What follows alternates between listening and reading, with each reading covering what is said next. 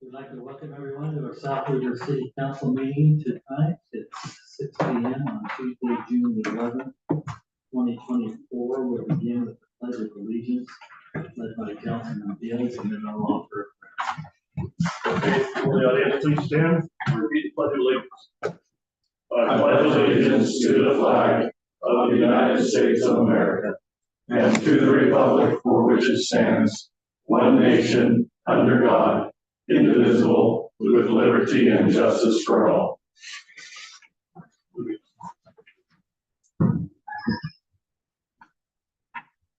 Our Heavenly Father, as we lead this evening,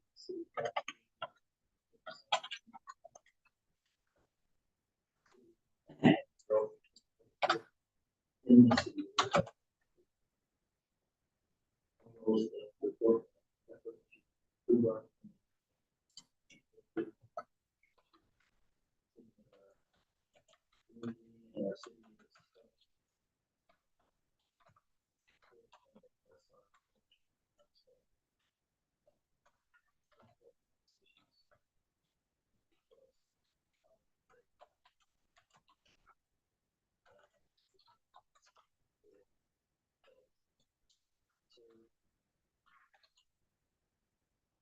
in our military and emergency response means that they would be also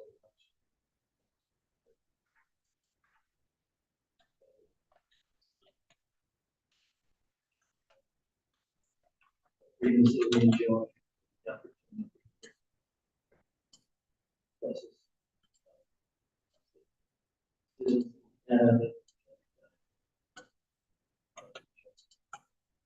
benefit our city.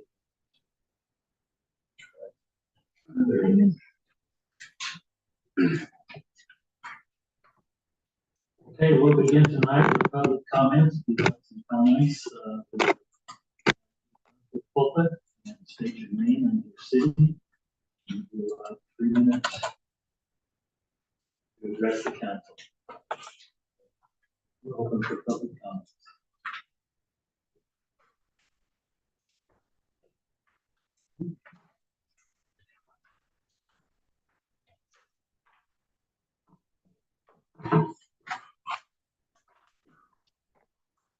Paul Stewart, South River City.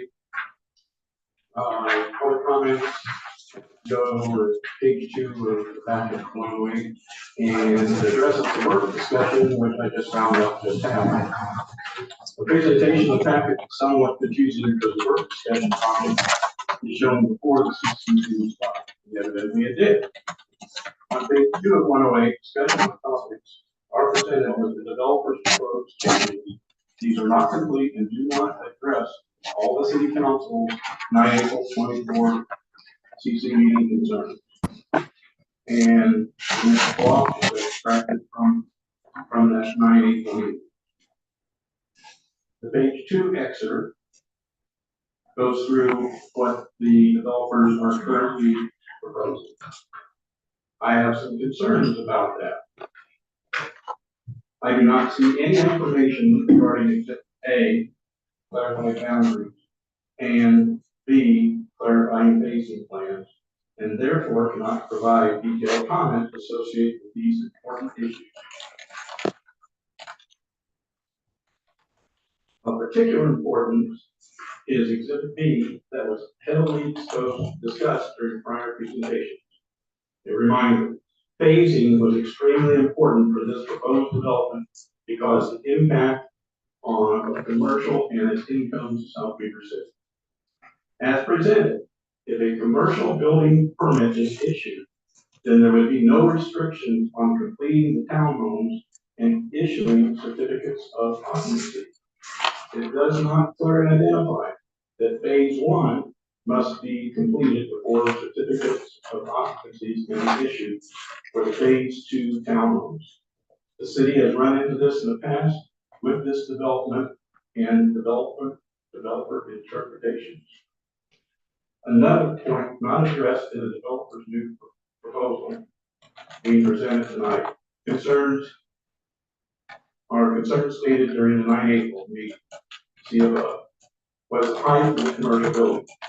50-foot proposed is unacceptable for South Weaver City, as stated by the city council in that 9/8 meeting.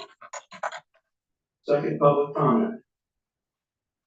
Amended lease purchase of park vehicle, that's agenda item 9. It's to approve the amended police amendment, and it adds another 51.8 to the amount. My comments: I do not understand why a parks vehicle needs a plow, sander, and pump bit. Is it not the responsibility of the Public Works Department to clear the snow throughout the city, including the city parks? Thank you. Oh,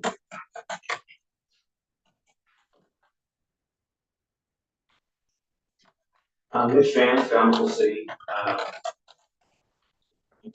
So I'm here to comment on the flex code amendment that's considered tonight. I represent a landowner in the city. It's a really good use of developed in other places that provides a lot of flexibility, both in terms of the use and for the actual development and for the benefits of the city. The thing I'd like to comment on is the planning commission. The original code had a glass percentage requirement for frontage on the front of these buildings at 40% of the facade. We've developed these in different places, and one of the ones that we've done, the highest percentage of glass that we have on the facade is about 25-ish%, and it has a lot of glass. It doesn't maybe look like it when you look at the facade, but that percentage adds up quickly. So 40% is a pretty onerous requirement. The planning commission recommended it at 30, which is better. We would ask for around 25%. 25% glazing on these type of buildings is a pretty high percentage. The other thing I wanted to address that is something I missed in my review of code. I wish I could have gotten these comments to land sooner. It's my mistake. The parking requirement, I think originally there was no parking requirement for this zone, and it would just be done by use in the base, kind of the base parking requirement for the entire code. Right now it was changed to be at 3.5 stalls per 1,000 square feet, which is a lot. You know, most of the uses that would be most likely to go in this type of building are warehouse or industrial or really light commercial, like furniture stores, something that doesn't generate a lot of traffic. In your city, those are marked at 2 per 1,000. In most cities, it's about 1 per 1,000, with light commercial being about 2.5 per 1,000. Retail is parked usually at 4 to 5 per 1,000, so 3.5 per 1,000 is pretty onerous for this type of use. I would recommend maybe considering during site plan approval, having the developer provide the number of parking and some kind of backing for why they think that would be appropriate, and even then have the planning commission approve those numbers of stalls. I did a quick study of all the cities around Davis and Weaver County. The only one city that has a flex zone, maybe the second one, Ogden passed it in April. They just barely passed a new one. Talked to the planning director. They just decided to park it based on use rather than a firm number like 3.5 per 1,000. So when the uses come in, they have to have enough parking for that system. So I just wanted to give those thoughts and feedback on that. thank you. Before we go any further, we'd like to excuse Councilwoman Petty and Councilman Davis, both of them, and items that they need to take care of, and we're unable to be here with us tonight, and so we extend them a pass tonight. So appreciate them and look forward to be back next meeting. Next item then is our consent agenda. We need to approval on May the 28th, 2024 minutes, May's check register, and April's budget actual. Any discussion on any of these items? If not, then we'll ask for approval. I do have a couple questions on the registry, if that's okay. Okay.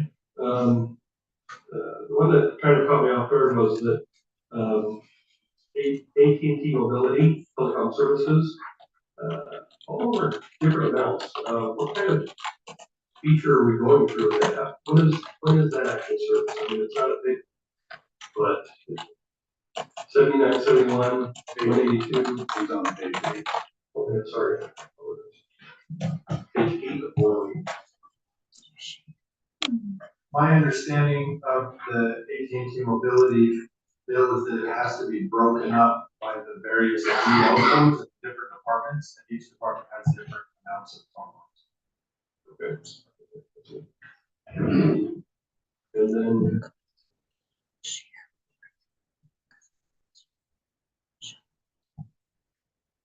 I think that was it. Thank you. Mayor, I make a motion to approve the consent agenda. I'll second. We have a motion and a second. All in favor, say aye. Aye. Who seconded that, sorry? Wayne. Wayne.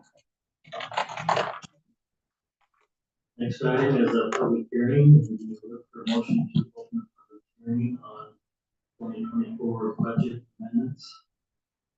Mayor, make the motion to open a public hearing for the fiscal year 24 budget amendments. Second. We have a motion and a second. Councilman Fields, all in favor, say aye. Aye. Okay. Public hearing is open. If you have any comments, if I can come forward. Mayor, make a motion to close public hearing. Motion and a second. All in favor, say aye. Aye. Okay, next item, resolution 24-15, fiscal year 2024 budget amendments. For a motion on this, or discussion. Yeah, there's a couple of questions I have on that. So what in the city hall remodel is having to be added to it? What's the extra $10,000? That was simply items that didn't get finished June 30th of last year and had to be pushed into this fiscal year. And so it was part of the full budget amount. At the end of the fiscal year, any money that had not been spent for that project just went into fund balance. Right, so it's not an additional $10,000. Not an additional 10,000. Just pulling it out of fund balance, recognizing that it wasn't used in last fiscal year project. And on that same note, can you explain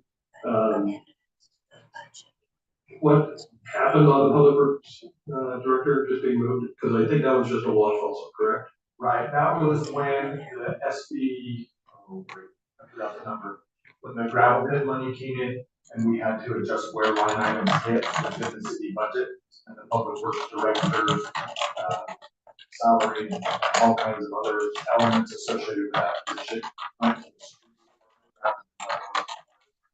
Bunch of line items were adjusted. So it was more.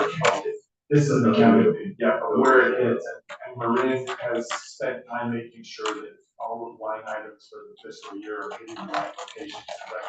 Some of those that we did, probably we need to adjust to make sure they're in the right spots. Decision. And the heater and heater repairs we're talking about are at the shop. Yes. So it's an infrared here. Yeah. And that's just gonna be a repair. It's not gonna be a replace. One burner needed to be replaced, the other one's repaired.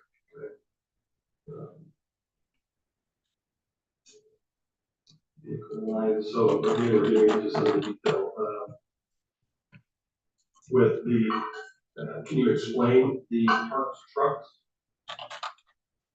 All of our vehicles within the public works department, which the parks division is part of, are involved in snowplows, and so that's why they have that here.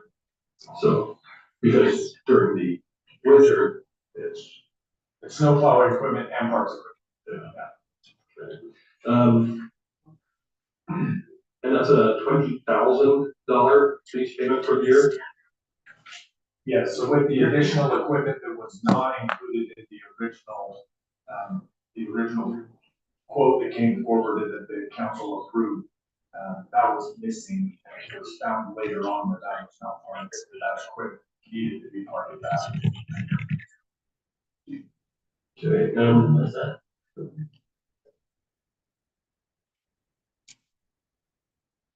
And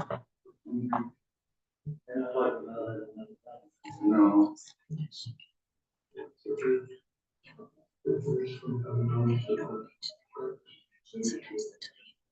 Page 72. Thank you. Okay, 72. Oh, I was talking about the shift from the $60,000 number to the $22,000 number. That's 89. Yeah, this one, oh, okay. I knew I was gonna forget one of the things they were in talking to me about it, so probably it.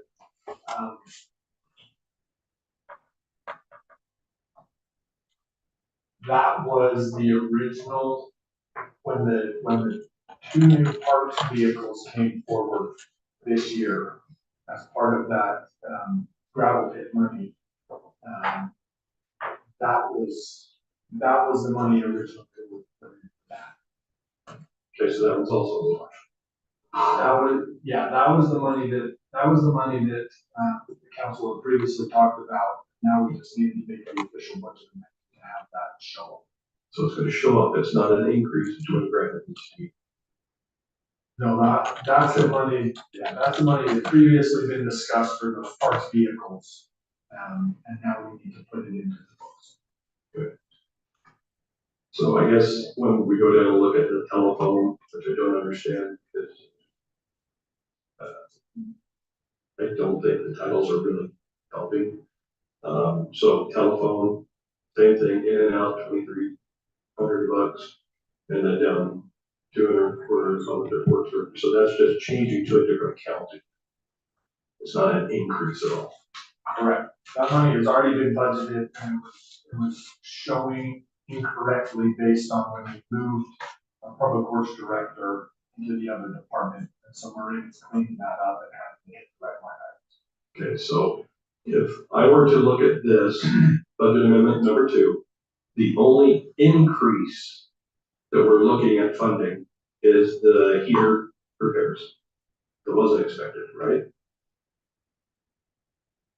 Or is that still in the budget as repaired and it's just being covered within that budget?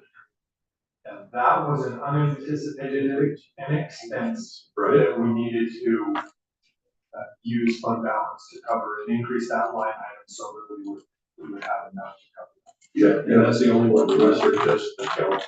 Yeah, you have 260, 250, 270, they're probably all unanticipated. Good. So that's more like 35,000. All on page 72. Top of it.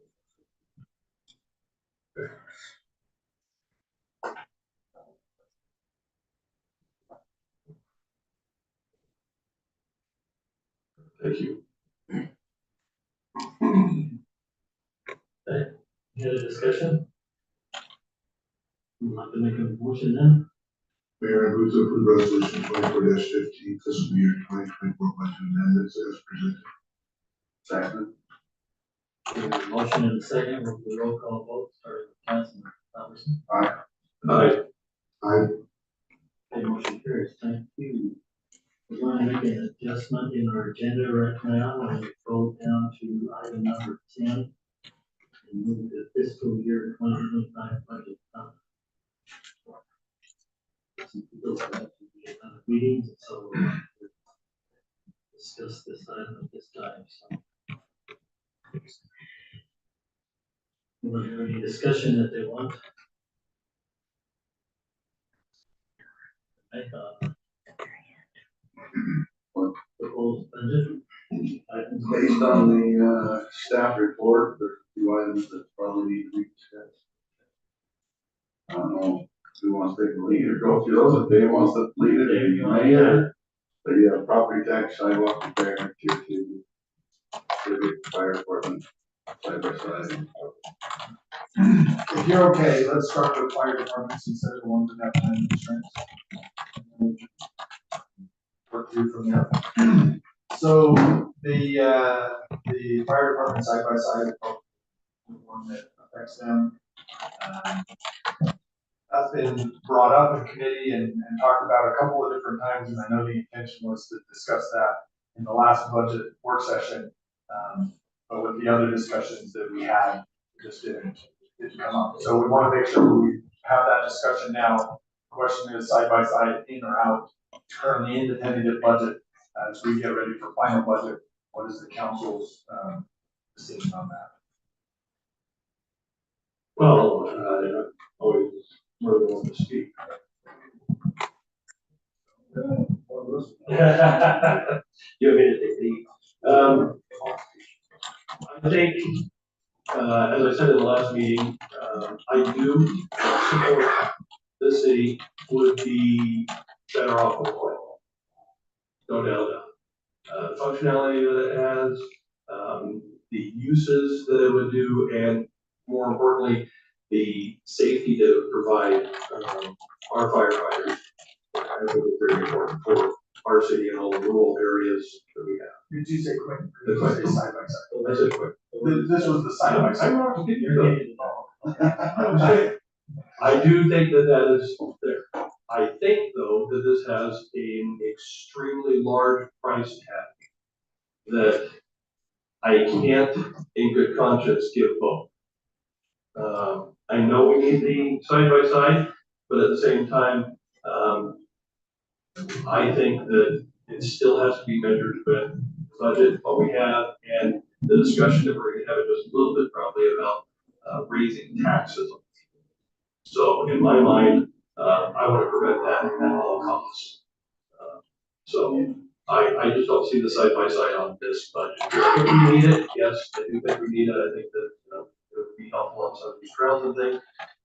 How much of a need, I have no idea, but I do know budget wise, I can't feel responsible to, well, I feel responsible to the taxpayers of the city as well, and I just can't see putting that in the budget this year. If we didn't have any, anyways, yeah. I'll shut up. That's my opinion. Wayne? Council would go last. I'm in a similar situation, given this, trying to see the budget. I think it's something that would benefit the safety of the community long term. I don't know if now is the time, given the other expenses that we want to put towards fire and safety in our community. I'm hesitant to move forward with it, and if we want to go with the proposed budget tax rates, the proposed budget, which this is in, I'm having a hard time with that number as well, so I'm trying to balance the two right now. Is I think we need to control the spending a little bit to a degree. I think this is a low hanging fruit that we can postpone. I'm in favor of postponing, not doing away with it, but postponing it a year.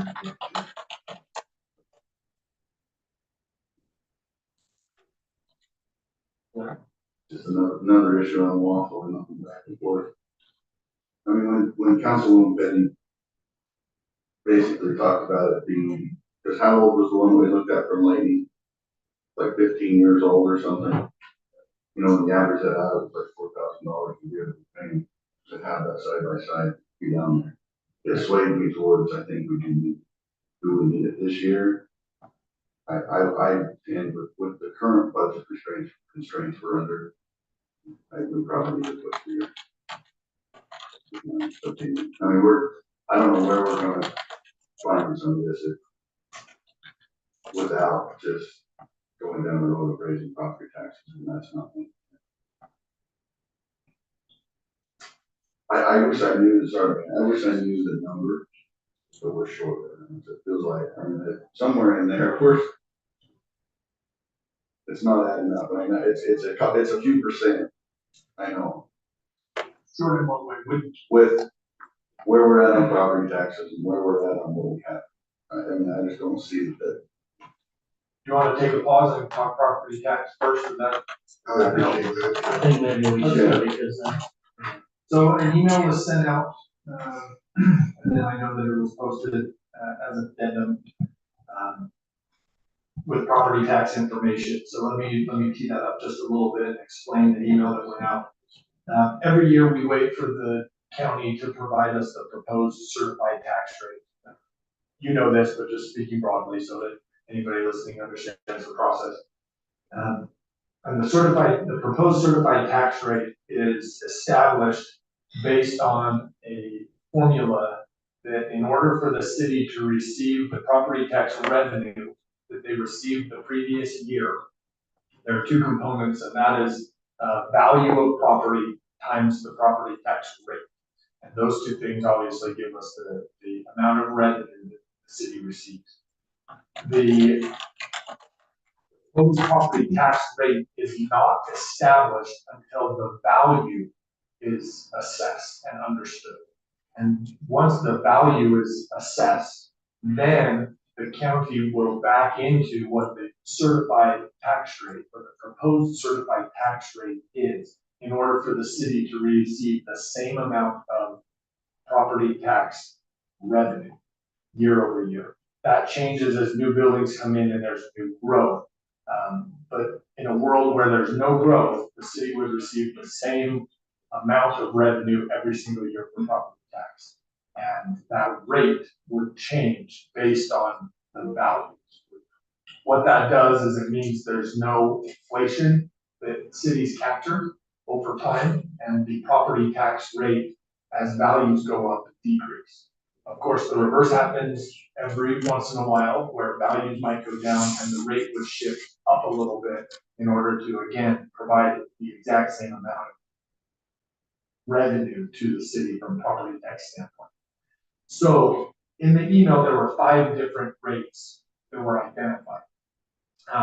The proposed certified tax rate that we received from the county just within the last 48 hours is a rate of 0.001287. Option 5.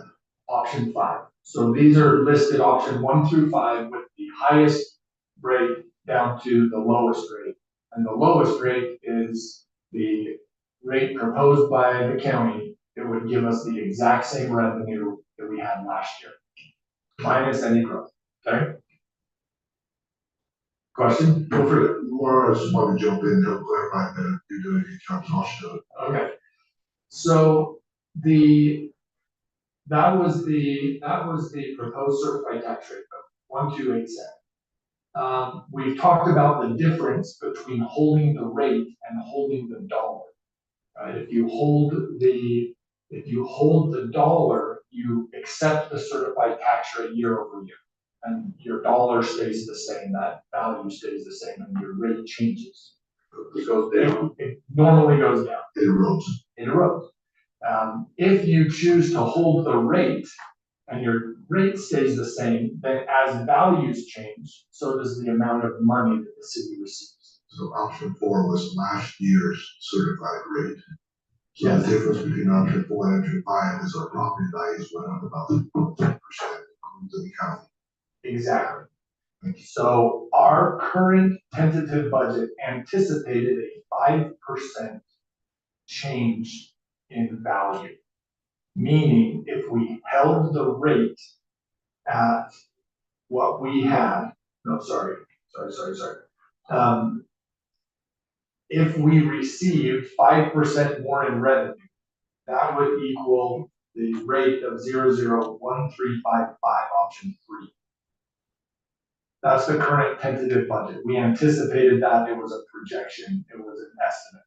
What has actually come back is if we were to hold the rate and keep our current rate of 1330, that's a 3.3% difference from the proposed certified tax rate and the amount of value, the amount of money the city would receive, the amount of revenue. So we anticipated 5%. We were off a little bit, and the actual hold the rate percentage is 3.3%. That's a difference of $36,000 in revenue to the city overall. The other 2 rates are for comparison's sake, so that you can know historically where we have been as a city. Option 2 is when the city 5 years ago to publish the 100% property tax increase and went through that whole process. That rate after the increase was 0.001441. That was where our rate was in 2019. I'm sure you remember it well. There was a lot of political capital spent to get to a tax rate of 1.441. And then in 2021, when the county changed paramedics and where that was going, the city had a property tax rate of 1.522. So those are for historical context to see where we were. In the email, there was also the last 25 years worth of property tax rate history. And the rates of 1.330, 1.355, options 3 and 4, the difference between our current tentative budget and holding the rate of having it the same last year and this year. That rate is very similar to the late 1990s, as you can see. So from a buying power standpoint, inflationary standpoint, that's the same buying power as 20 plus years ago. So again, for context, within the last 5 years, we've had a rate as high as 1.522. By statutory requirement, I'd have to double check this. But I believe the highest rate a city could charge by statute is 0.007. And so we're very far off of that, but most cities are. I don't think there's any city that's very close to that. This is not a comparison of any other cities. This is just a comparison of our city, but where we've been based on important decisions in the last 5 years. That was just to provide context. So whenever a city chooses not to accept the proposed certified tax rate, then you have to go through a truth in taxation hearing process where you would publish out to the community the difference by percentage of what that proposed certified tax rate is and what the rate is that the council is considering. It's not, and you'd have to publish it as a percent increase. So if the city were to continue with our current tentative budget amount of revenue that we were anticipating and we wanted to receive, we would be going through truth in taxation, publishing a rate or a increase of 5% off of the proposed certified tax rate. That's not 5% off of what we charged last year. That's 5% off of the proposed certified tax rate, which is a theoretical number that has not been charged, if that makes sense. I'm going to pause there because that's an important statement. The difference between holding our rate now and what we anticipated is a 1.7% difference. If we held the rate to what we had last year, the same tax rate, that's 3.3% difference from the proposed certified tax rate. If we were to hold the rate and go through truth in taxation, we would be publishing a 3.3% tax increase, which again is an increase in the total amount the city receives off of the proposed certified tax rate, not the actual rate last year. Questions at that point? That's a lot of information to digest. I know the council's been through this before. I'm just trying to clarify the following options 1 through 4, each and every would require a state truth and taxation hearing. Yes. It's only option 5 where we accept the certified rate, which would maintain the budget revenue, the tax revenue we received last year. If we go with option 4, in truth and taxation hearing, we're only increasing the budget revenue $30,000. And if we go with what the tentative budget has proposed, we're increasing the revenue to $56,000. So the difference between holding and doing your 5% is $20,000. Yep. If you hold the same dollar as last year, then we take the proposed certified tax rate. If we're holding the rate from last year, we would gain an additional $36,000. And it's been 5 years since we reestablished what the original rate of the city was. In 2019, we got it back to the 0.01441, which was the 100% increase. That was a 100% increase, but that got our rate back to the same as it was in 1994. That's what I'm saying. Yeah. The original, anyway, it's been 5 years. And we haven't held the rate, we've let it erode, it looks like a couple times since 2019. I think we held it. We held the rate one time, I believe, and then there were other changes that We held it. necessitated. Yeah, our year I was here, we held it last year. So,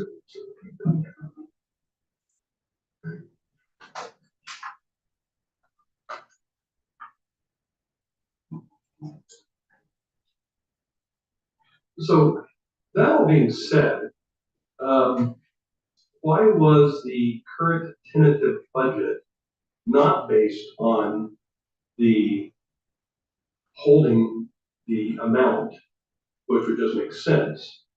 And it's not even based on holding the rate, which is normally the other option that really is being presented to the city council, but instead decided to go with a 5%. Because that information is not provided until the last 48 hours. Yeah, we just barely got that. That was Well, you can say that, but, are you saying that the city suspected that there was going to be no change? Because it still seems like if we just went with the dollar value, we don't need anything else to match a dollar. The budget itself, regardless of what came through, we knew we had X amount as last year's budget to spend. And we, somewhere along the line, made a purposeful decision to create the budget based on a higher amount than that. That doesn't take this county to be able to weigh in. That's just saying, we want to increase it by that much. right back in the very beginning of our budget process in the what's the right word, in the retreat back in January. That was one of the first discussion points of we are guessing on what holding the rate means, and it was an estimate of 5%. We were off. Right. We were on that assumption that we would decide to hold the rate, not the dollar. And that was discussed at the retreat, and I agree with that. My personal stuff, whether everybody else didn't. Because now we're coming back, now we're learning that. To say it a little differently, David, if I may, I agree with you, whatever we were discussing holding the rate, but the assumption or the explanation staff provided in the budget was by holding it, it was a $56,966 increase to the revenue stream by holding the rate. Yes. Property values didn't increase as much as we thought. Right. That's what it's really come down to. I see. We were off by a percentage of 0.7, right? 1.7%. Yeah, I wish that this information was available sooner.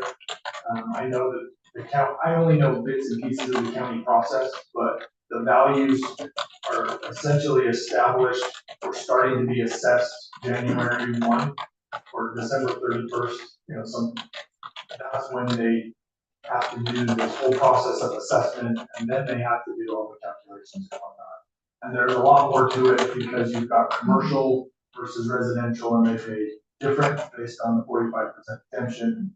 There's some complexities to it, but yeah, the fact that we have to base the budget conversation off of a number that we don't know until now. The assumption from the county and the process that we go through is that the city will accept the certified tax rate, and you can base a budget off of the number you had last year. It's so that you can say, we got this last year, we'll get that same thing. You might get a little bit of growth, but we're just gonna get this same number.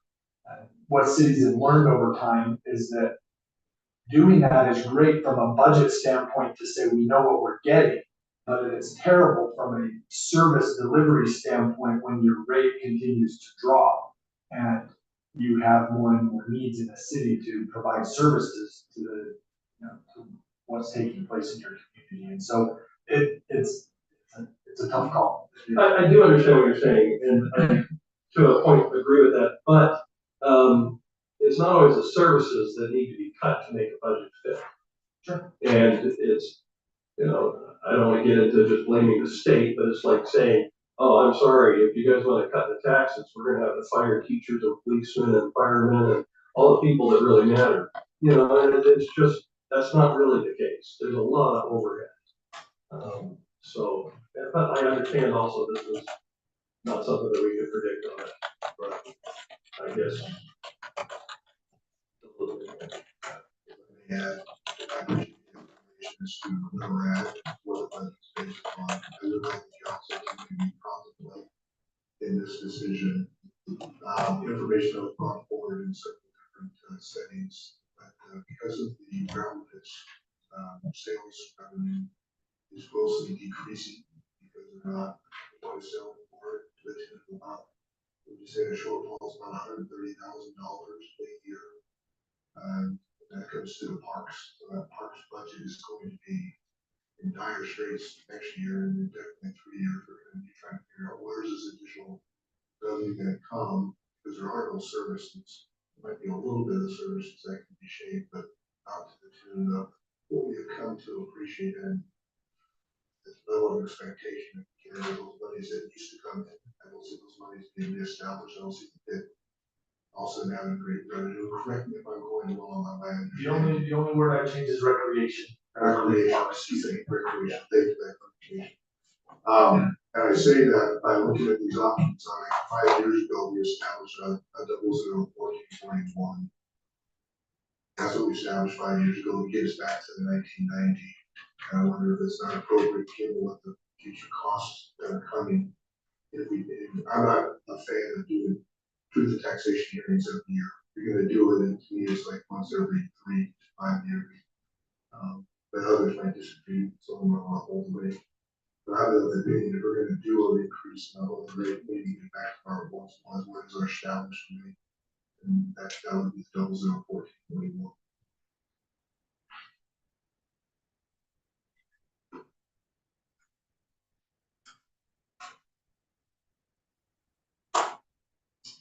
A little different on that way. I think, I want to hear what you have to say. I think that we need to hold the rate every year. And it is a little bit usually, but that's one big jump back to that, you know, from the last time. We were looking at that again, so every 3 years we did that, you kind of same. You know, fight on your hands to do that, I think holding the rate. Each year, it's a small amount. That I go to talking about all the cities. Yeah, 90% of them, that's what they do. I think I like that idea, but what is that rate on a whole? Is it the current rate we have right now? Or is it the one? I don't know, this is getting back to the side, I was more in favor of getting that, but then when we get to this rate in the last 24 hours, see what we're looking at. You know, I don't see how we can do that. I don't want to have an increase. I would be opposed to having a property tax increase this year other than holding the rate.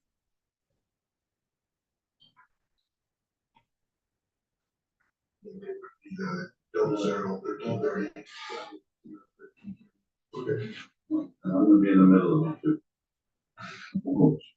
So, I mean, the reason is that I wanted to hold rate 4, because we've seen that over and over again. And I want to hold it 4. And I do think 3 is where we should have been already right now.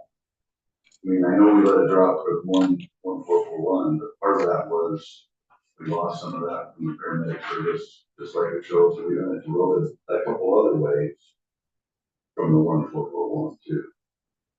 But I mean, on 1.522, if you see, we went up because we held it, and then by just 2 years, or just 1 year, no.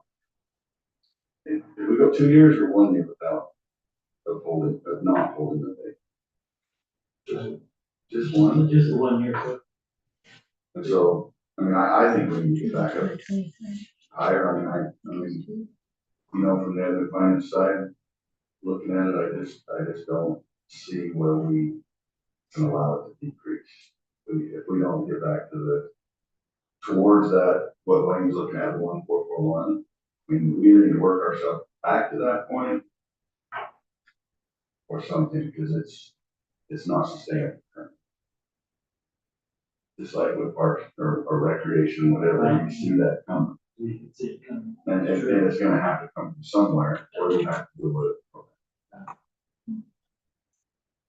Can I ask you a question? With that line of logic and the idea of having a rate that maintains level of service, from 2019 until now, there was a major change in our level of service as dictated by the paramedic. Mhm. And so that is reflected in the 1522 number. So I'm not trying to push that way. I'm just trying to say that line of logic of saying this was the level of service that we had to hit. And there was a rate that did that for us. I just bring that up for discussion purposes, recognizing that I see where you're going with that logic. I think there's sound logic there, but the world has changed since 2019 with that requirement to do paramedic service the way that it did. Alrighty.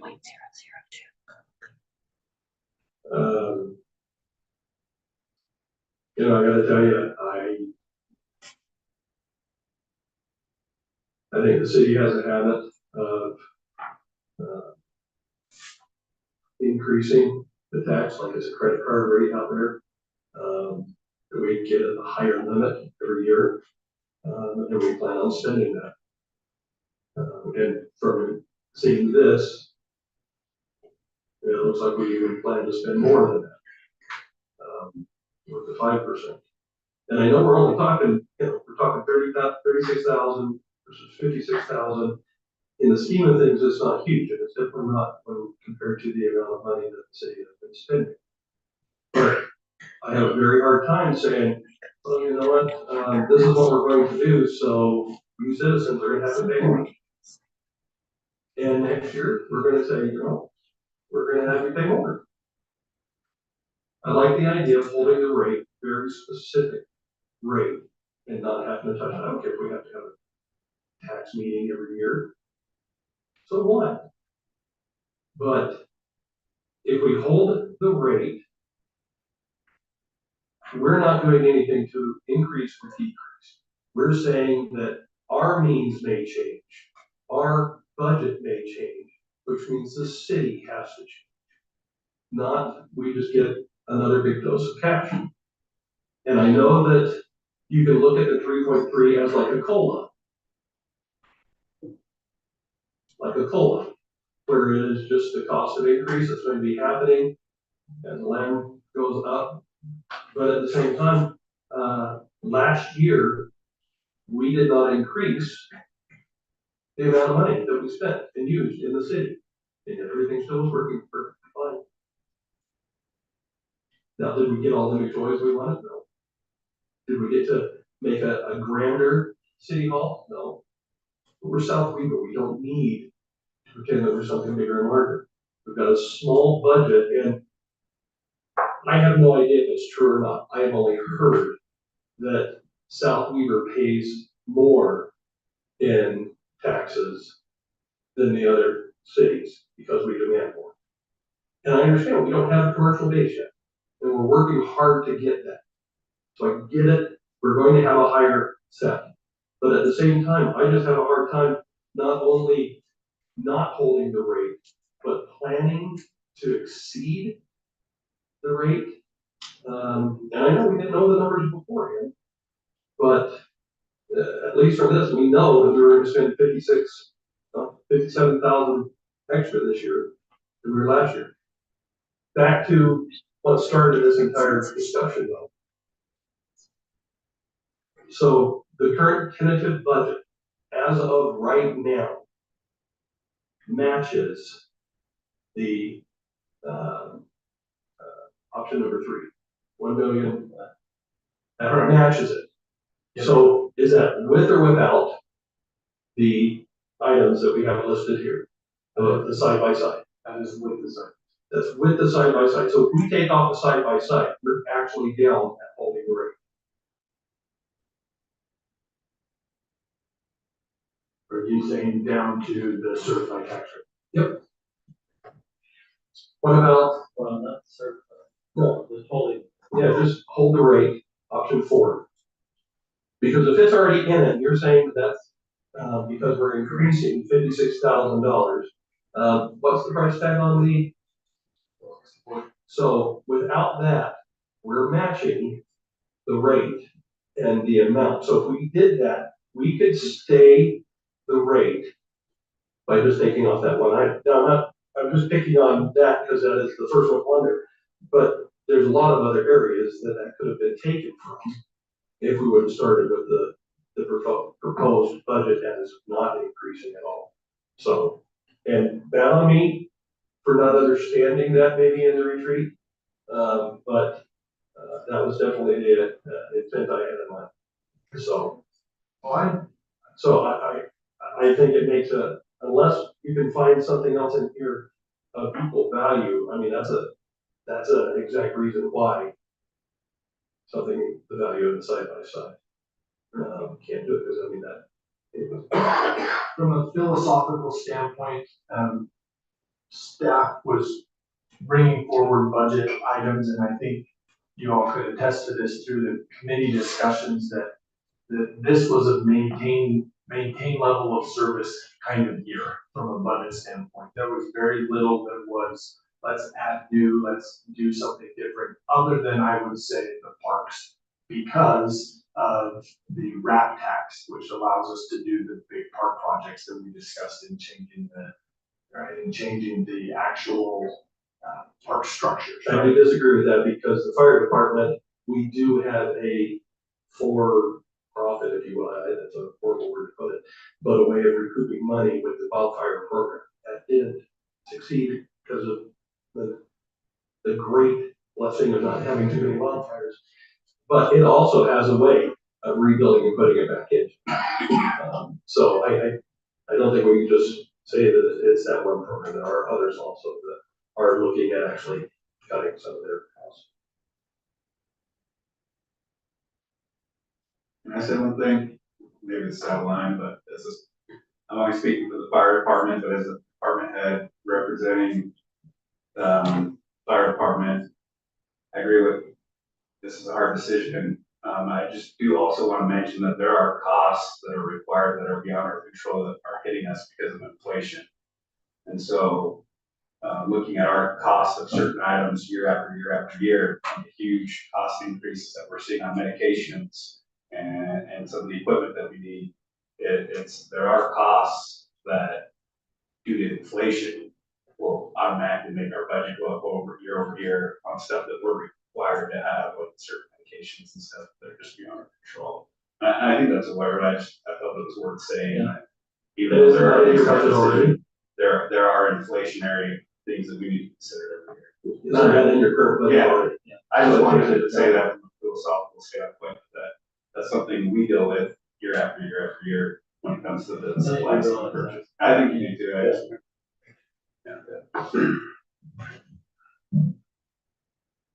Like I said in my email, I think there's logic for every single one of these, and that is what's difficult, is that you have to weigh out as a council the needs of all kinds of people and all kinds of programs and services, and that is not an enviable place to be, and that's a difficult decision because there are competing factors and competing considerations on each side of it. So do you need a directive from us tonight of what to?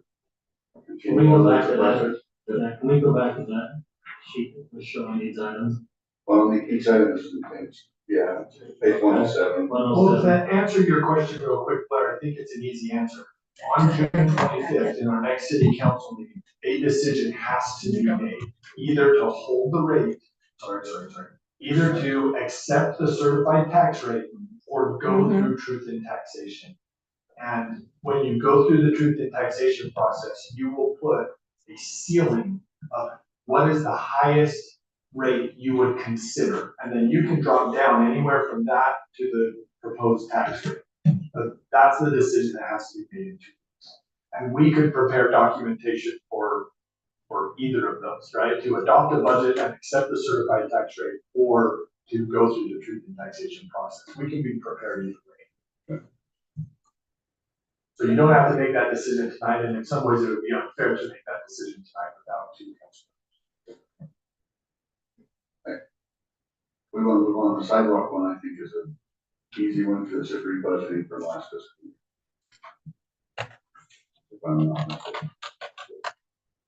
And we were already having issues with only putting 15,000 for sidewalk. When you go down and see all the deep marks on the sidewalk that I think Streets Canvas did, they're everywhere. Yeah. And so there's a lot of repairs needed.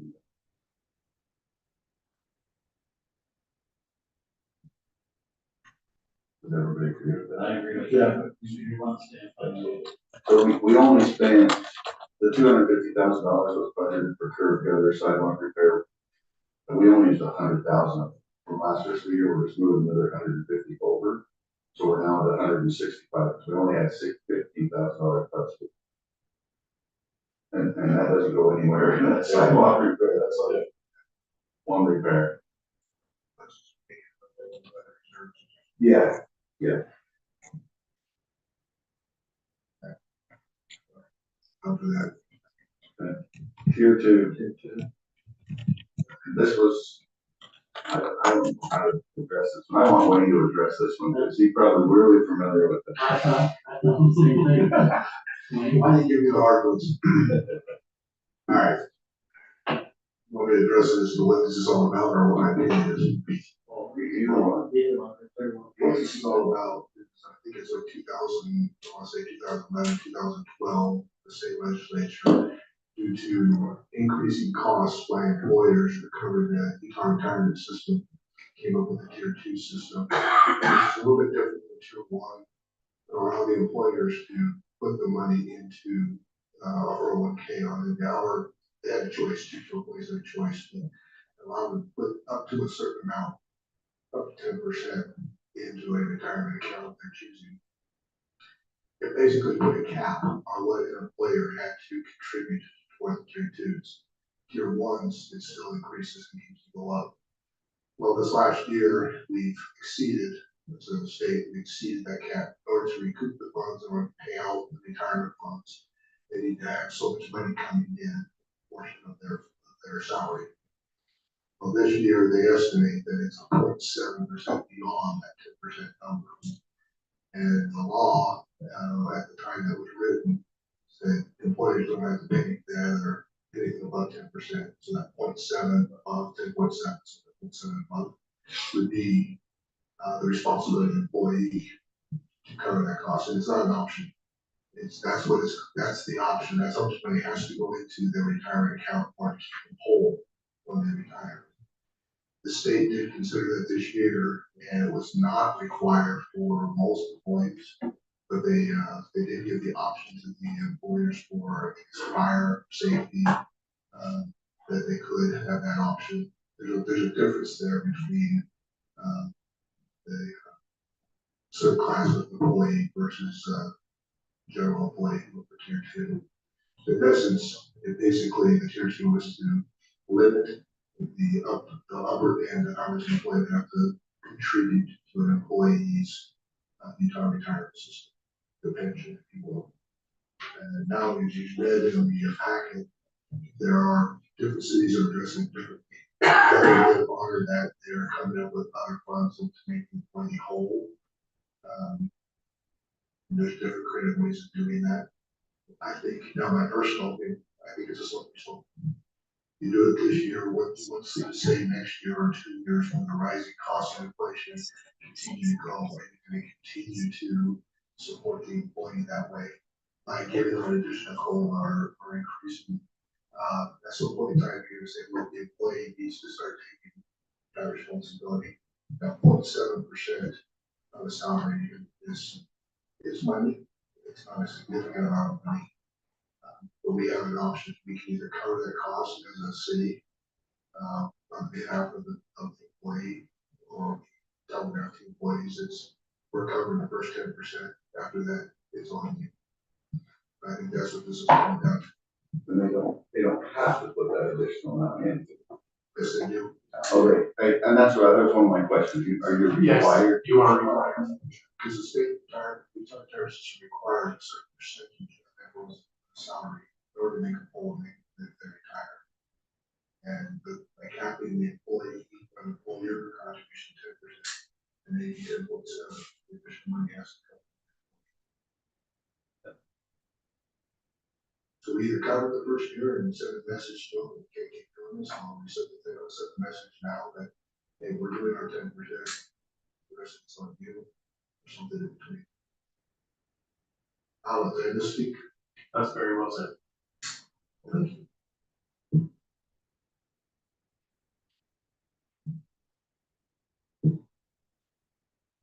Staff doesn't want to hear my opinion because I would cap it at 10% if it was a regular business.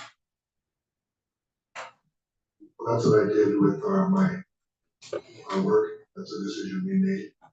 That's what the employers were expecting, is cap it at 10%. So we managed the expectation for employees.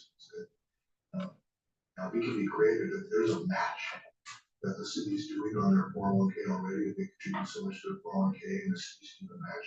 We call it doing matches. We do have matches. Yes, they could choose. My suggestion is to might have the employees choose, and some of that match goes to the retired system to cover that difference rather than their own 401k. That's money that the city's already set aside to encourage them to retire the retirement and supply portion to the retirement system rather than a 401k. Which in some tier twos it could be. This is up to some tier twos, their retirement is their 401k. That's the hybrid approach. My point being is, you gotta put on the employee or the city to be creative and redirect money that already was put towards the employee. The state law does not allow cities to pay it directly and just deduct it like the rest of the payroll is processed. It would require some other creative method, as was described with some other cities doing that. But you can see that it's split even in those cities that we've heard from, and we haven't heard from a large group, just some. And it's just not, it's new, it's fresh, cities are trying to navigate it. Right now, as the budget stands, the employees will pick up that 0.7%. So if we do nothing, then we'll just leave it in the hands of the employees to cover that. And again, this is just employees hired after 2012, 2012 to now. I think it was July 11th, 2011 or 2012. But any employee that was in return prior to that is still counting. It's just the door to enforce. Okay. I think we're all in favor of capping it at 10.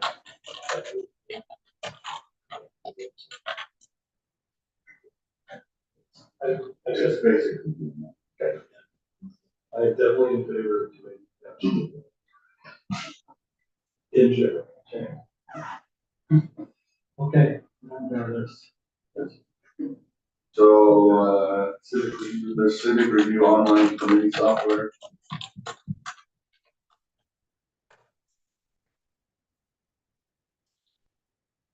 Just making sure I have notes for Marin when she's back in the office. So thank you. This is a situation that has been kind of ongoing for a couple of years now. And our previous community development employee and permit technician had been looking into options to move our processing of building permit applications and planning and zoning applications, business licensing applications, things like that, to an online digital process. And we have a system that is partway into that, but it has not completely been navigated over to. And with the change that's taken place in staffing, there's been a recognition that there are efficiencies that have been lost, or we have not been quite as efficient as we could have been if we had the right tools in place for this process. And so I asked Lance to look into options for us. He was trying to understand what South Weaver has done for a process to this point, and knowing that there are other options, other processes, and other softwares. And so he's done a dive into that and looked at a number of different companies. Civic Review is well used throughout the area, throughout Utah. And it was the best pricing for us as well, that met the capabilities that we were looking at. The software system that we use now is, like I said, only halfway migrated over. A lot of this process was being handled manually, so we're not truly migrated entirely into a software system, and that has created a lot of confusion the last 2 months as we've tried to navigate the change in personnel. So, long story short, with that being said, both Lance and I feel like investing in a system now, as we get a new employee on board, to train them in that system would provide a lot better service to our community, be a lot more straightforward when people are going online looking for information about what permits they should be getting, if it's a shed permit or excavation permit or things like that, let alone the bigger projects for planning and zoning, business licensing. It would also navigate people through the process of scheduling inspections and the whole process that the developers, the builders, and even residents go through when they're trying to build on their property. So that's the background. We feel like it would be a worthy investment, bringing that forward. Do we pay for the current software?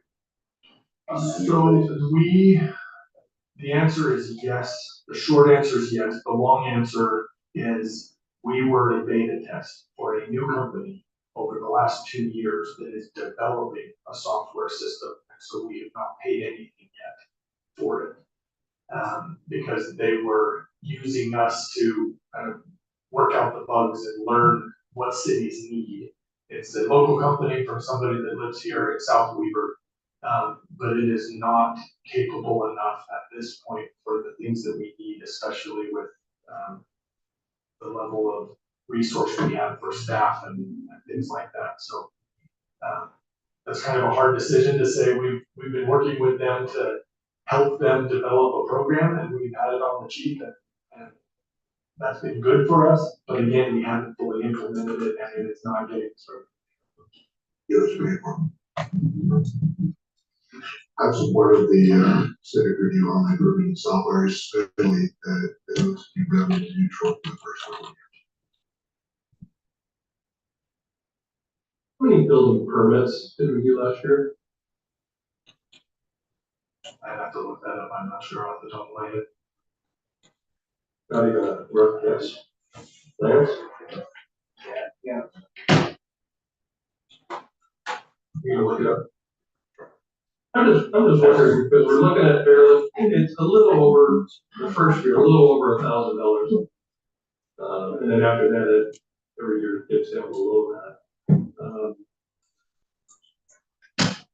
I mean, I'm assuming that if we unplugged the current software that we're using, all of this would still be handled. Lance can speak to what he's had to do to handle that over the last 2 months, and learning what the previous employee was doing to handle it. And it was extremely labor intensive and was not very smooth, I think, for her or for people that were going through the process. I think this would make it a lot more streamlined and more straightforward for both the employee, but more importantly for the user. So it's more of a labor intensive issue than the amount of volume that we're seeing. That's well said, I think so, yes. I think it's doing more than just the committee, it's inspections, Well, scheduling is scheduling. don't know if it does plan reviews, I don't know how far it goes, but it does more than So civic review would do, accept the applications, have them automatically go through that and fill out the various required forms. It would put the onus on the applicants, to make sure they provided everything, so we don't have to check every step. Currently, we are in a process where it requires, they submit, we check, they submit some more, we check some more. He's got a lot of spreads. And it goes back and forth, and which, I mean, it's fine, it's a good system, but there's just places where it's like, well, that was already entered 3 steps ago. Why isn't that on the form already? And things like that, and I think they're working toward that, and I think they're very close. The big thing that we're missing is we are paying for a third-party consultant to schedule and do inspections. That will be handled at this internal, with the civic review. Zippo doesn't quite have that ready. Again, it's, we're still sitting at about $1,000. That's not much. So let me ask, and I didn't realize, so we're paying, explain to me, what are we paying a third party consultant to schedule? You want me to do it? Yeah, please. So we are paying the third-party inspection service. But we're still gonna be paying that inspection service. We'll be paying for the inspection, but we're now paying for them to schedule the inspections. And the time that it takes for them, so they're That's the disconnect I have, where we were saving the labor, because we're still gonna have a person that's dealing with it. yes, but it'll all be in one system. I don't know, I get it. there won't be 4 handoffs or 3 handoffs. There'll be 1 handoff. The data is submitted and it goes through the process and it flows all in one system, rather than going back and forth and making sure and re-enter this data. It's, I don't know, the idea that the thing that comes to my mind is when you go to the doctor's office, you fill the same form 5 times. I gave you this, in the waiting room, why am I giving it to you again and again and again? We want to be that efficient process, and that's what we're going for. I'll be brief, I'm in favor of that. I think I am too. Dave, as the recommendation from staff, can you tell me, would you recommend this software at 13,000 or?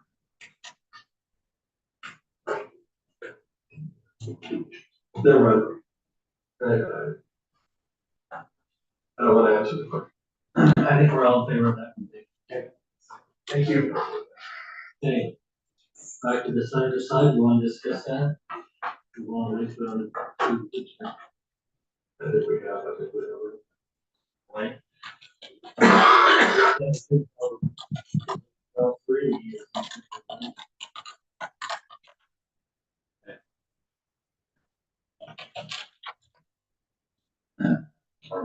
Next one, the ARPA funds.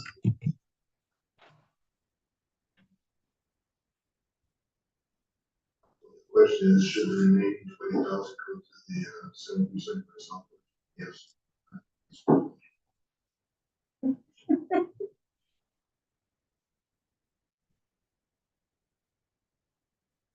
I'm sorry, I don't understand. Can you clarify that? Last question, should the remaining amount also go? They basically came up with a proposal to split the ARPA money between an apparatus as well as for the, I think it's a sewer project, short drain project. Short drain, yes. And that question says, well, they don't know the exact amount, but it could be as much as 20,000 for any less. Okay, but it's also sewer. Unless I'm misreading what the state. No, that was how we framed that. Yes. I agree. Support. I think we all agree with that. Thank you.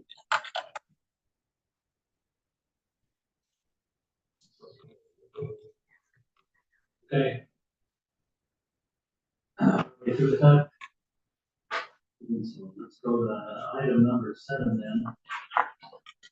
Ordinance 2024-07, adopting Title 10, Chapter 5, Street R, Flex Zone, and Title 10, Chapter 1, Section 10, land use.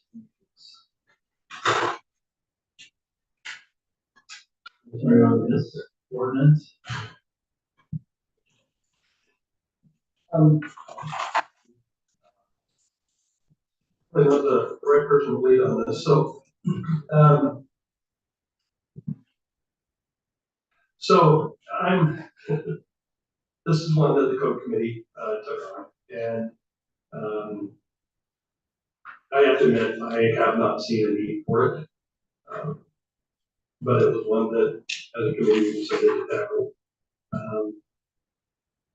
I think that as we were also doing this, we did a few changes in the way the code committee is working right now, in an attempt to move things a little bit faster. So just as a statement, I did not see this final version before I went to the PC. I'm not saying that there was anything wrong with it. It went to the PC, I didn't see the final version of it. It's not something that, it was one that we gave direction to Lance, and Lance did a fantastic job of taking it and running with it. And I have absolutely no complaints on Lance when he was doing nothing. He went through the different cities, tried to find everything that he could on it. Just fantastic, but there's some things in it that, I don't personally agree with. And I can go through those, but I just want to make sure everyone knows this is not an issue with the way it was done. I think we need to clarify that just so that, as chairman, Alexa and I can talk a little bit more on some of these before it gets moved on and finished. The idea was to create a flex zone, and like we heard earlier, there's really only one other city so far that's done this. And I think the intent that they are working on is trying to make a better combination between light industrial and commercial. Some like to mix that with residential, we're not touching that anyway. But the idea still behind it has to be, what is the purpose? If the purpose is just a place to combine the two zones, it doesn't really work. Flex should allow for either or, but only if it serves a purpose. And the main thing that as we look at this, is this serving the purpose of giving us more retail space?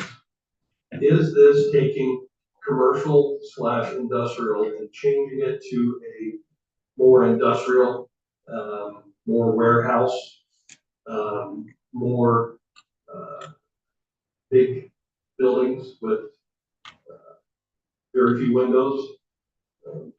I think that if we're looking at this doing retail and attracting retail businesses to come to it and be part of it, and as such, meaning we as a city are willing to change a zone over to a flex, I don't think it does that here. I think that it's very strong in just mixing the two.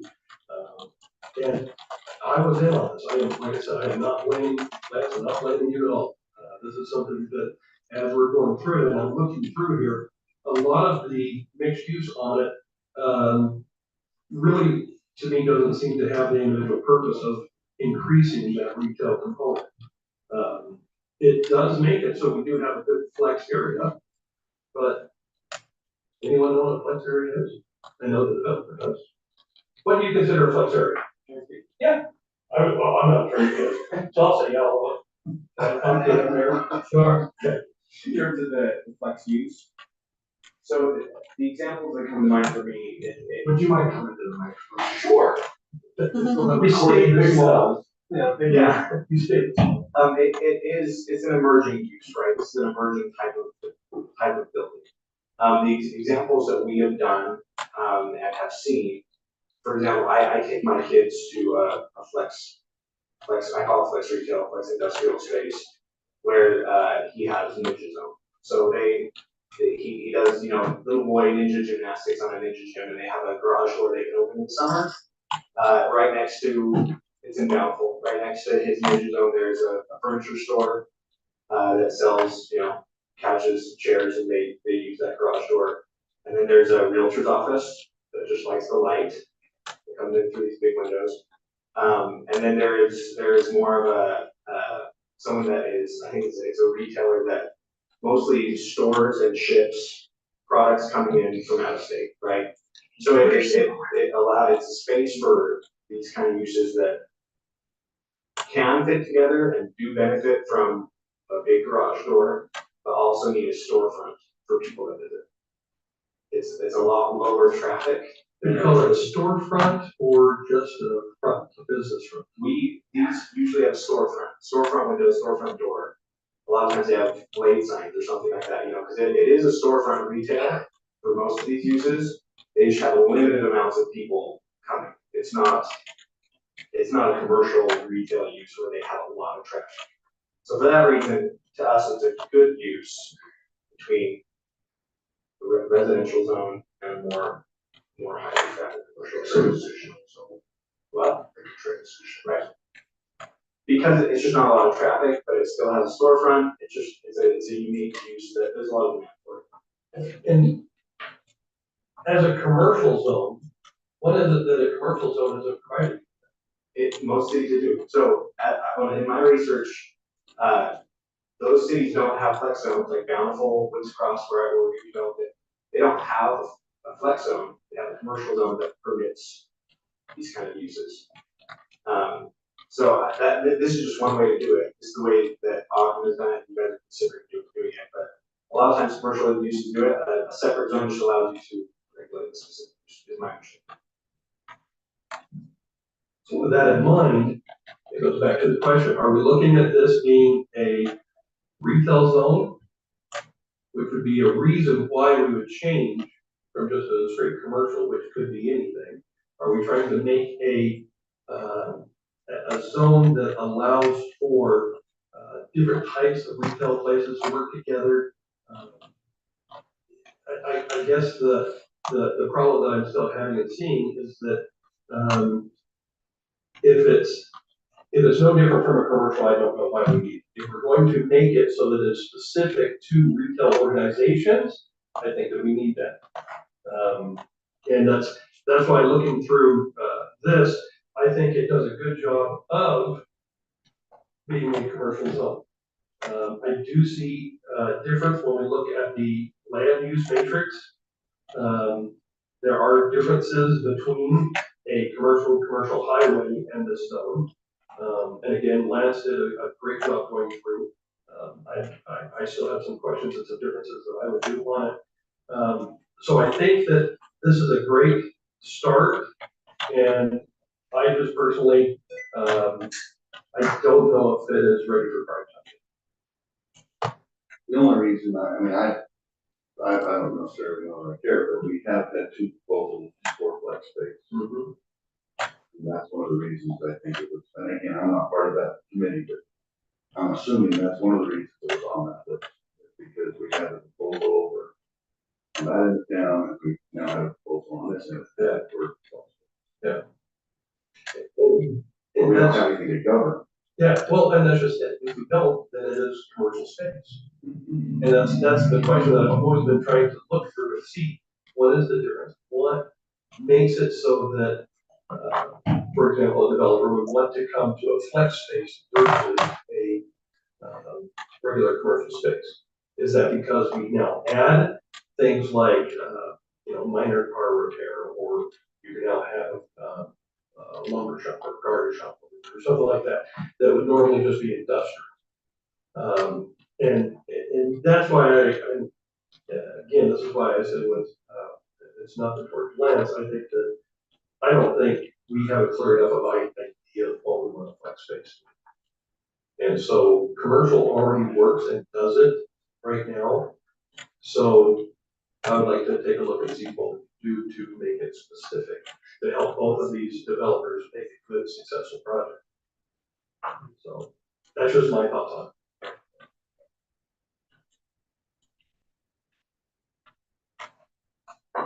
Everyone's looking at me. Always. I'm keeping up to speed on this. I'm trying to figure out where this is coming from. I didn't know that it's a state mandated explanation. I do put a lot of confidence in our planning commission, in what they provided, what they developed. And up to this conversation, I was supporting looking forward, but what gives me pause is some of the comments in regards to the particular glass parking, things of that nature. I do support having a flex zone. I think it would be helpful with the next update to the general plan, we identify what areas could be options for flex zones, rather than leaving it up to be arbitrary. If there are questions on this, I think we need to be very specific about those questions that we want answered to take back to the planning commission to have that considered. And then things on board. I don't know those questions are than what was brought up in public comment earlier. Councilor Dills brought forward some concerns and that's fine. But in order to table it, what are those requirements, what are they specific, we need to table it, we need to get some specific directions to the planning commission. Want to go in, I'm not comfortable about making changes, but getting my planning commission, give us some of their opinions, or the documentation, what they've done. So I'm kind of in a quandary right now, I'm not really comfortable moving on, but I'm not opposed to whether later or maybe send it back to the planning commission with some direction, I don't want that direction. To be other than look at the class, and look at and the two comments that came up, but they're fair. I can go down the list, I mean, I think the full list of everything that, I thought we were gonna see on it. I think changes to be made, that we can either, it's up to the council, we can either send this back to committee and have the planning commission, representatives and council commissions, talk about it, see what's on it, make sure we're going in the right direction. Or we can just send it to the planning commission and do what they think. You mentioned committee, co-committee. Co-committee. Thank you.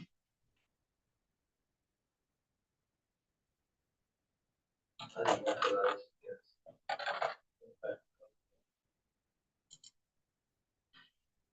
What, I agree. I didn't do it on the like glass, and I don't really want that one. Parking, I prefer it to be 3.5 or more based on that. I know it's or based on usage, but I mean, 'cause I don't want to reduce that. When you start looking at the other areas that are, because I'm in Bountiful every day, and I know exactly where you're talking about. That could get very crowded in some areas if you didn't have that.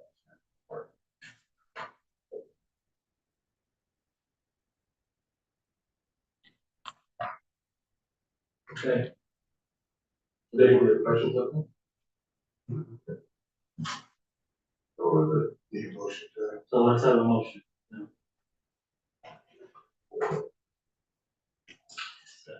I make a motion, that we, table ordinance 2024 adopting Title 10, Chapter 5, Article R, flex zones, and amending Title 10, Chapter 1, Section 10A, land use matrix, until the code committee has had an opportunity to address the concerns expressed today, and the planning commission has revisit some, take those recommendations back to the council. I don't know if it's able to the right word, or what's the other word I'm looking for? Continue, table means to put down until it's slowly picked up.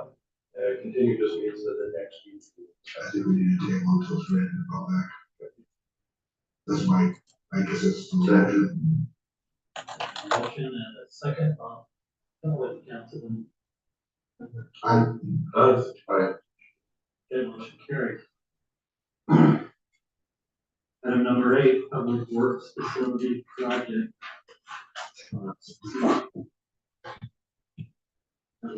Pick up here, we're not prepared to bring forth some costs right now. Blair, do you want to talk about this? Sure.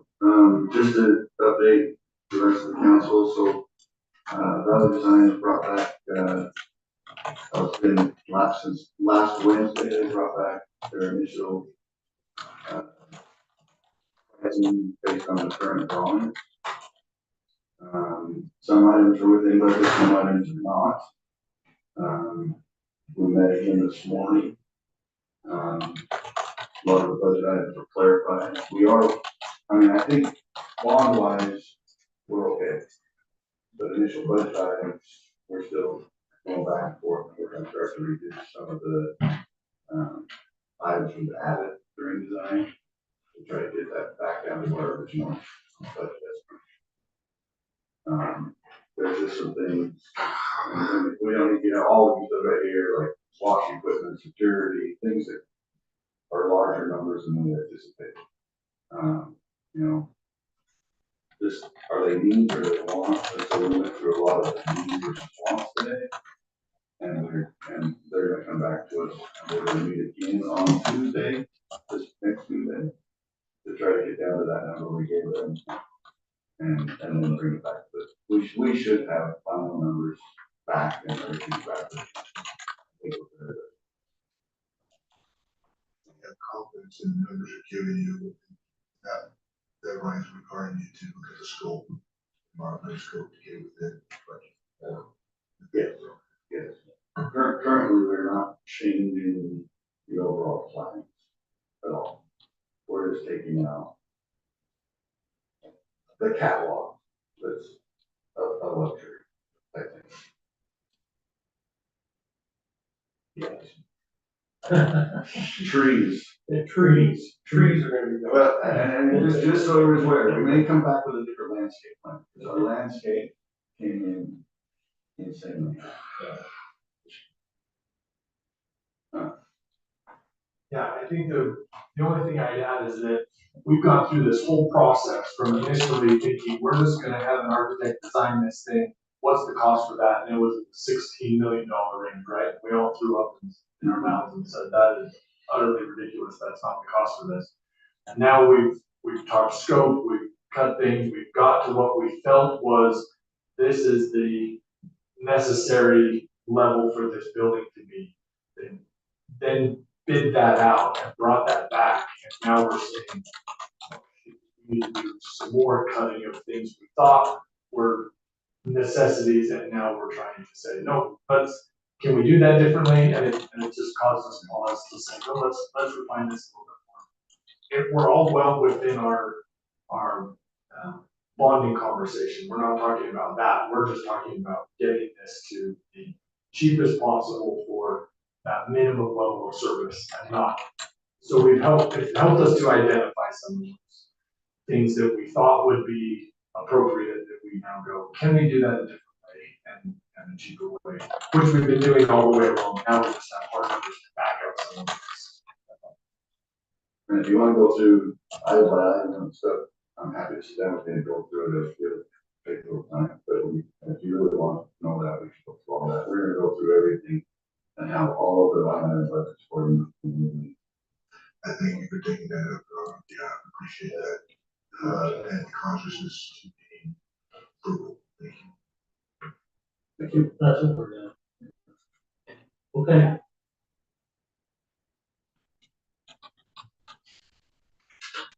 We have a Amended motion, lease purchase for park fee. a motion. No, we need to table that, since it's an agenda It's an item, action item, so I would just say keep that until continue to the next council meeting, bro. the committee can bring forward a recommendation. Motion to continue until the next, until the committee can bring back a recommendation or a.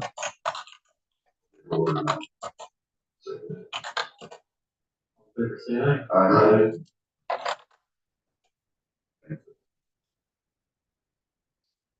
Okay, new business. Dave, any new business? We have a lease.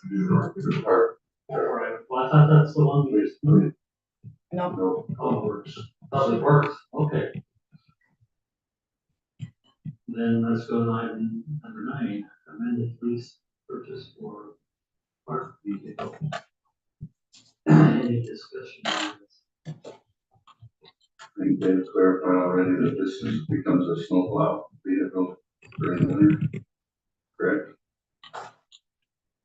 Becomes that, it has that equipment on it, originally approved it, and so the amendment is to get all of that equipment added to this vehicle. Forward, rename that to a public works vehicle that is also used for parks. Multi-purpose. Okay, we can call it something else. We tried to identify which division of Public Works is gonna utilize it the most and, tie it to that division with the idea that all of the Public Works vehicles get involved in snow plowing at some point. We can look at our naming methodology if you'd like. May I make a motion to amend the lease of interest with park vehicle? Motion and a second. We do all in favor here? Yeah. All in favor, say aye. Aye. Okay, now we're down to the Dave, if you got any new business you need to bring forth? No. Council have any new business? If not, we'll just quickly go through. I sure Okay, did. new business? Yeah, so I was watching one of the other city councils, can't remember which one. And apparently there is a company out there, that puts together farmers markets. I always thought they were kind of a spontaneous thing. They're actually a cooperation with the city in which trying to build a little bit more, retail tax coming in. This company takes care of everything. They do all the advertising, they do all the booth rentals, they have customers that are, or vendors that are always part of this group, and they go around and they move from park to park, from area to area. And I just thought that this is kind of an interesting idea. We've thrown around a couple of areas that we are saving as city property that we were looking at, things like a community garden or even like this, a farmer's market. But I thought it was an interesting idea, and I don't know if the council would be interested in talking with this company and seeing what they do. Like I said, it's no cost to the city. The city really doesn't do anything except provide the location that it's going to be at. That can be as little as this is a part of a large parking area that we have, or this is a park that you can set up booths on, or this is a dedicated space. So just see what the interest is. If it doesn't cost the city anything, why? And adding up the staff. Yes, thank you. Especially shape. Yeah, that's good. Mm-hmm. I was gonna think one parrot with a costume part. See, that would be actually really cool.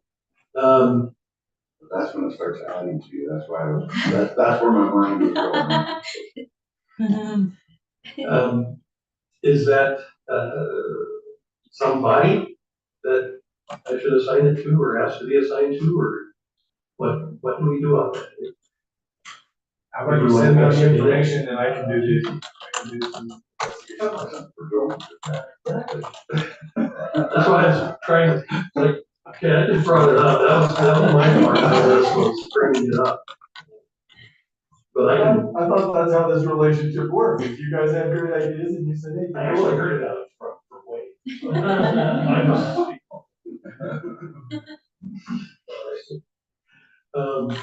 And then, also on here, Shaylee, I remember what the other one was. The other cities are already putting out their day of service ideas. Do we have anything planned for day of service this year? Is it something that the,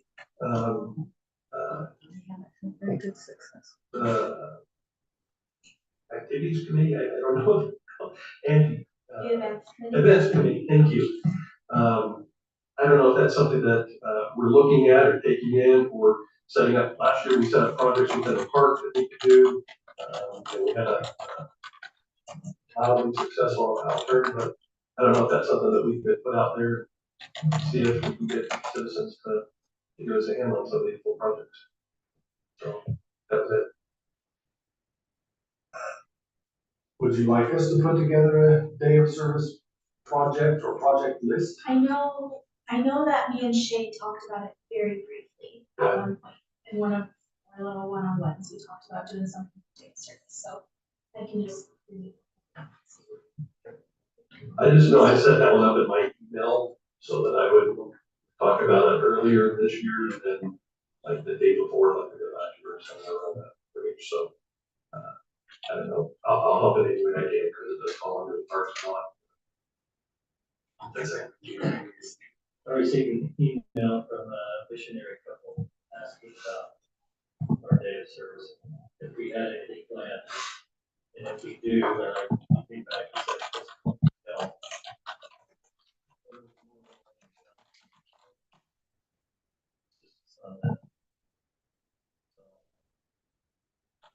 We do, reach back out.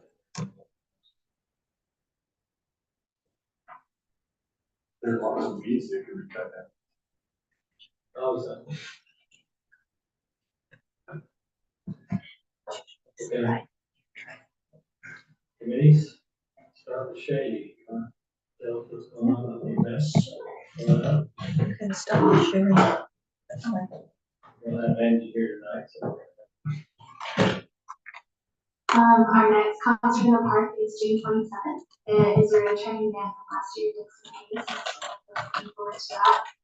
One thing that I do want to talk specifically about is for our July concert in the park, we are doing our own South Weaver Kid Entrepreneur Event. So we've already had a few people sign up for booths, but if we could get more people involved, more kids involved with that, that would be awesome. So we just need to go to our website and you can find a link there so people can sign up for it. I think it's, people are charging $25 a week. Just to make sure you reserve that slot, make sure, we'll have the space provided for them, but they have to provide the table and any tarp or anything that they're wanting to use. So yeah, we just need a little more involvement on that if we want to have a successful one in July, but we're really looking forward to that. And then What date in July? July 25th is our concert in the park there.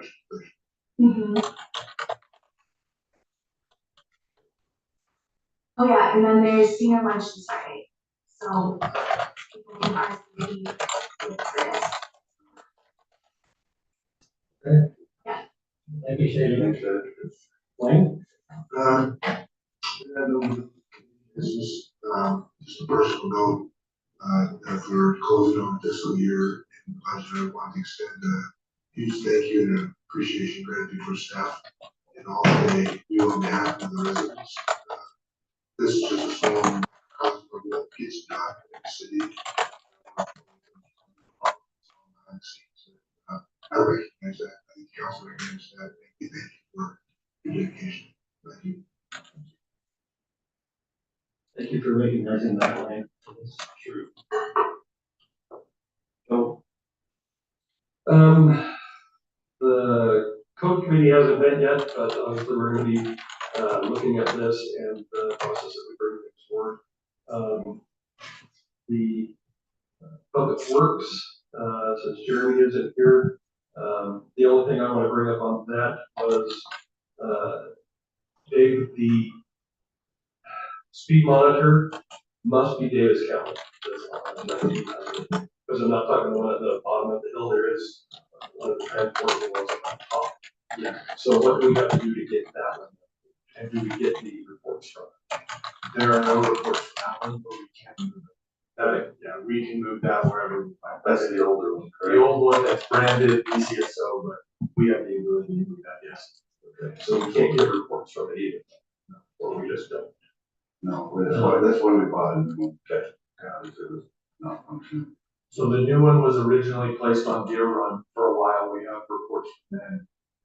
And then it has been on Lester Drive near the school for the last handful of months.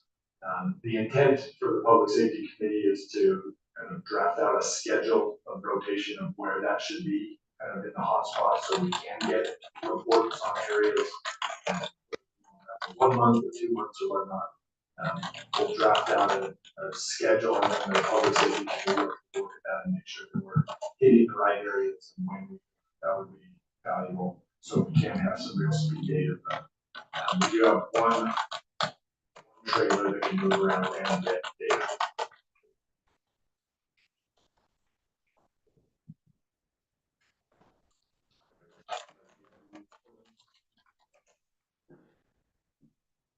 The last and the last mentioned grade. board meeting. New resolution.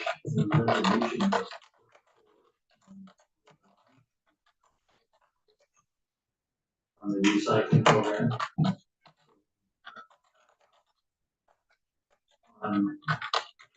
Made on that, and the new resolution will be an opt-out program.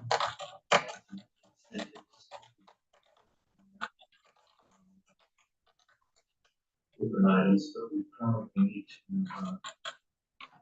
start some discussion on that, exactly how we're gonna roll this out in our city.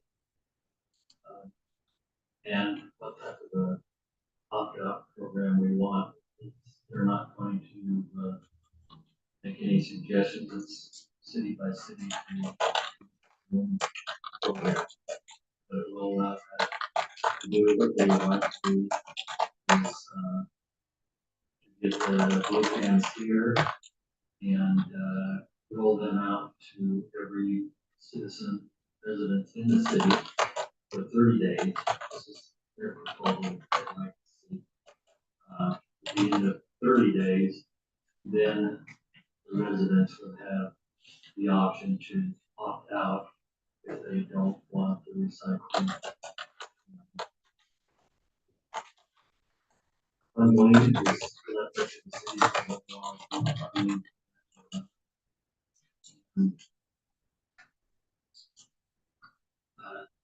If you opt out, you've got 30 days to opt out, or if we said 60 days, whatever option you put there. They could opt out if a citizen then moves into our city after that point. New residents, they're automatically in on the recycling program. Or if you move from one location to another within your city, you're automatically in the recycling program. And You guys are really outside, you can kind of, so if they want to keep 2 cans, 1 can and all that. yeah. So anyway, so yeah. It's all for the municipal utilities community to tackle. Absolutely. I'm all about wood cans.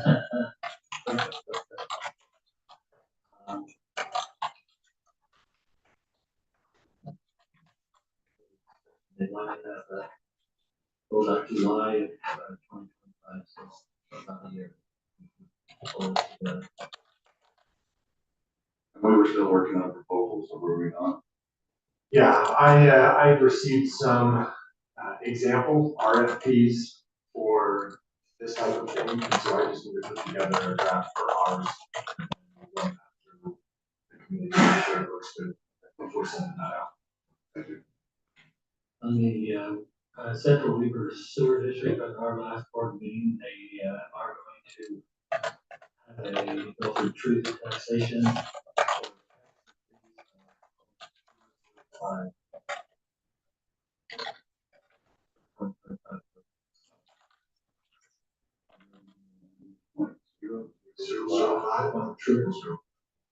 Triple line. Your deeper. Yeah, this is. I didn't think they were hiring us. Yeah. They said it would be an average of 7 hours.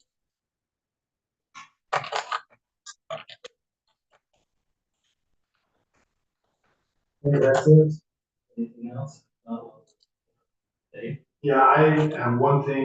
The phone system here at City Hall and the other city facilities is scheduled to switch over to a new provider tomorrow morning at 9:30.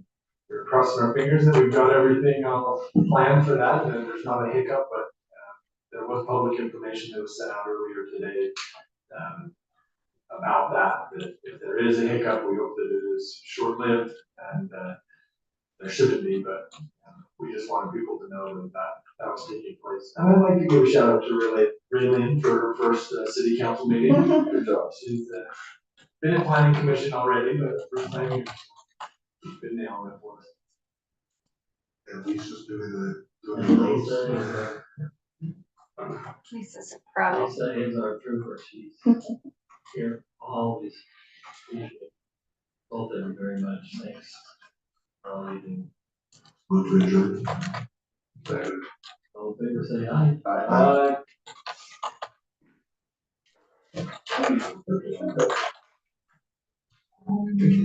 Okay, now I gotta get my signatures.